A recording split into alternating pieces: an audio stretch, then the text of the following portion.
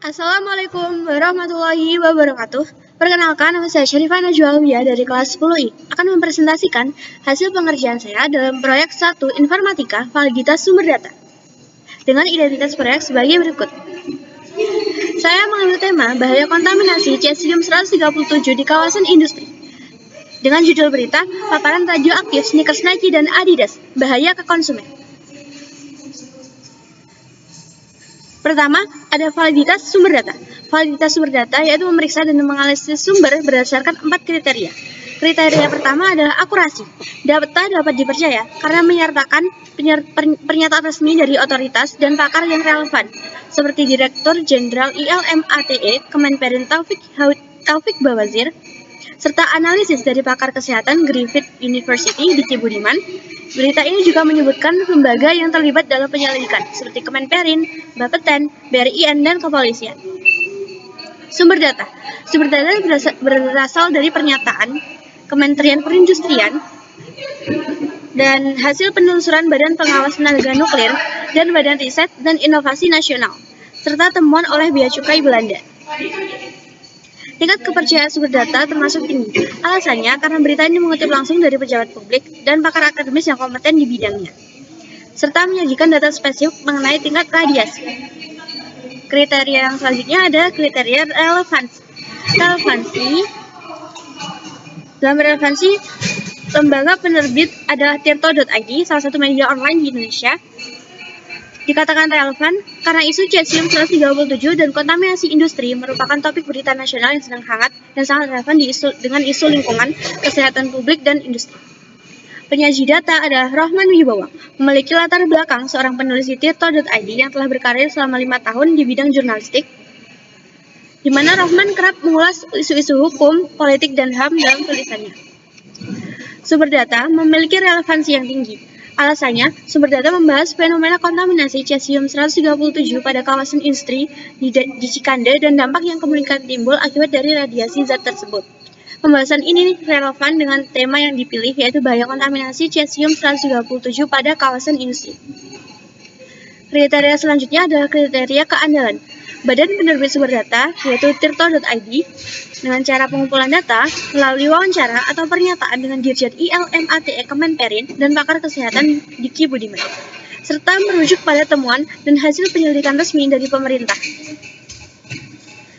Ketika terjadi kesalahan data dan dilakukan penelitian ulang, data diperbaharui sesuai dengan penelitian terbaru.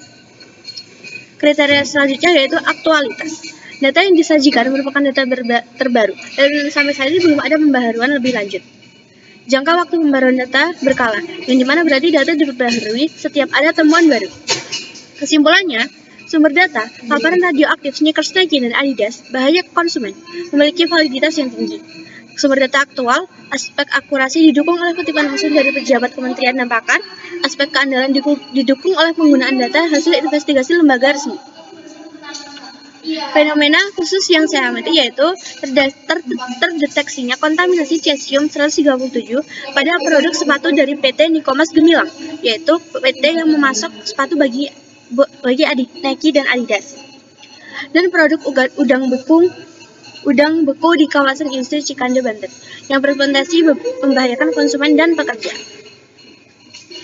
Teknik verifikasi sumber. Yang pertama, verifikasi sumber dari sumber berita. Berita yang pertama berjudul cesium 137 di kawasan industri Cikande sampai 875.000 kali lipat dari kondisi alam. Temuan penting, hasil deteksi menemukan beberapa titik dengan intensitas radiasi yang menyebar kontaminasi mencapai 33.000 mikrosievert per jam atau sekitar 875.000 kali lipat di atas kandungan cesium 137 dalam lingkungan yang alami.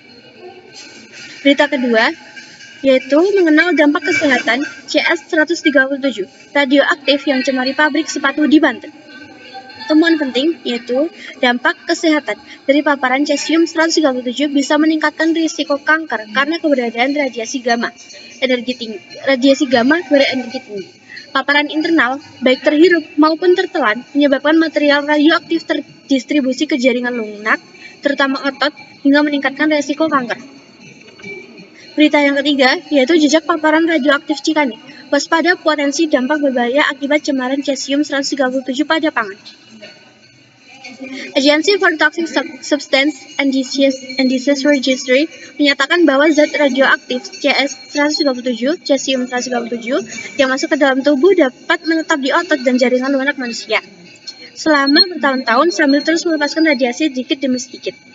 Oleh sebab itu, pengawasan terhadap kemungkinan kontaminasi radioaktif pada bahan pangan perlu terus dilakukan secara ketat, rutin, dan berkelanjutan. Yang kedua, bersumber dari jurnal atau artikel ilmiah. Jurnal yang pertama berjudul Hospitals and Dirty Box: Removing Dangerous Radiological Material from the Public Space. Temuan penting, berbeda dengan cesium 133 yang stabil dan banyak dipakai dalam jam atom, cesium 137 bersifat sangat radioaktif. Bubuk garam talcium cesium 137 dikompres ke dalam kapsul baja tahan karat yang digunakan untuk memberikan paparan radiasi pada darah. Paparan radiasi ini mengionisasi darah atau bahan yang disinari sehingga menjadi steril dan aman untuk penggunaan medis. Kemudian, menurut Badan Energi Atom Internasional, cesium 137 termasuk dalam sumber kategori 1, kategori paling berbahaya dalam sistem 5 tingkat. Sementara itu, Komisi Pengatur Nuklir Amerika Serikat menyatakan bahwa sumber kategori 1 dapat menimbulkan cedera permanen bagi siapapun yang menangani atau berada dekat sumber tersebut selama lebih dari beberapa menit jika tidak dikelola atau dilindungi dengan benar. Bahkan, berada dekat sumber sebesar itu dapat berakibat fatal. Jurnal kedua yaitu paparan unsur radioaktif dalam meningkatkan penyakit sindrom radiasi akut. Temuan penting, paparan radiasi PGN yang berkepanjangan atau signifikan dapat mengakibatkan sindrom radiasi akut. Kejadian ARS dapat muncul akibat paparan radiasi PGN dosis tinggi seperti uranium, plutonium, dan cesium yang memancarkan radiasi PGN dan memicu kerusakan sel dan jaringan dalam tubuh. Berikut daftar pustakannya yang ditulis dalam format APM.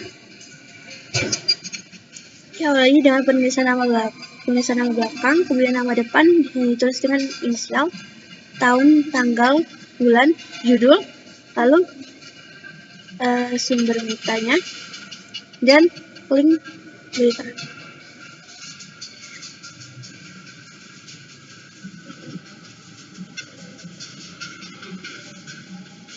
Sekian presentasi dari saya. Wassalamualaikum warahmatullahi wabarakatuh.